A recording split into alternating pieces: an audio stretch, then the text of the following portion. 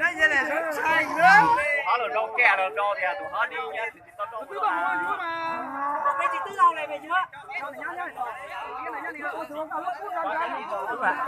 rau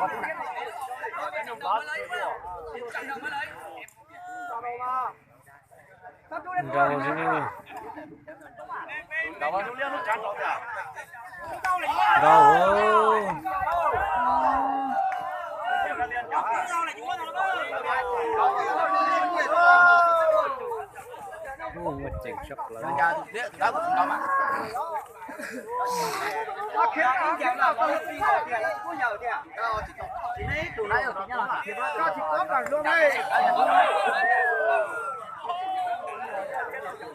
rau cái sắp lớn Hâu giờ câu này tè đâu? Nó tè này cái này con này.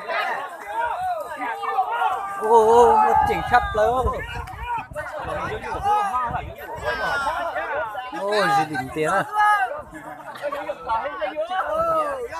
mau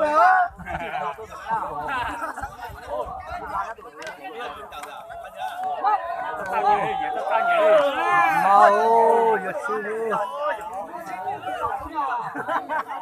ta liên là Yoshi thôi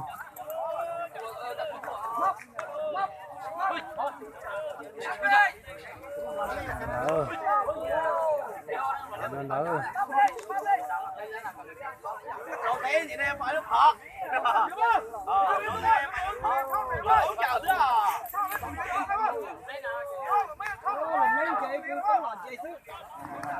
Đi cho cú đã chào đó.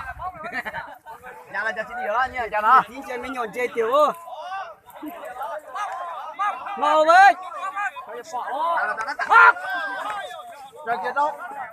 thì to là to chứ đấy kinh sợ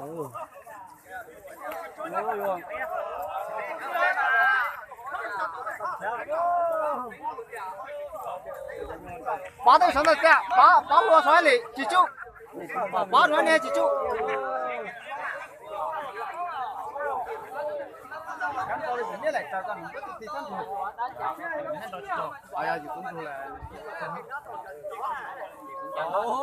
Rồi xin rồi, cũng rõ cái lia này tròn nữa. mới là thoát kia là nữa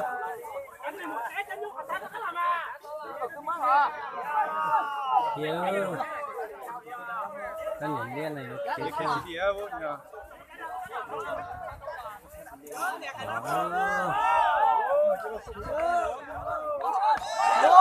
Ngô, téo téo phải không? Được chưa? Cũng được chưa biết chỗ đâu làm cái hai cuốn gì nữa, hai chả hả? Sao rồi? Chú đi này thằng kia tao nuôi chú cho này.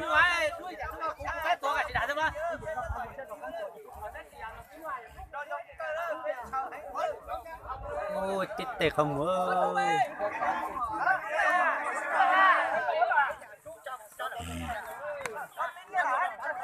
ủa lột cho là không khó chứ không có Một tay cái hải cho hết cái cú này nè. Mà cái hai trăm đấy chị hãy cho ta trẻ chú nè đó. Đó cả chú nè.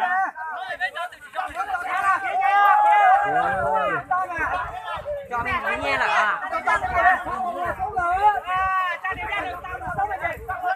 Tha chú cái đen là đen là gì chú là cái chú gì đấy. Ô.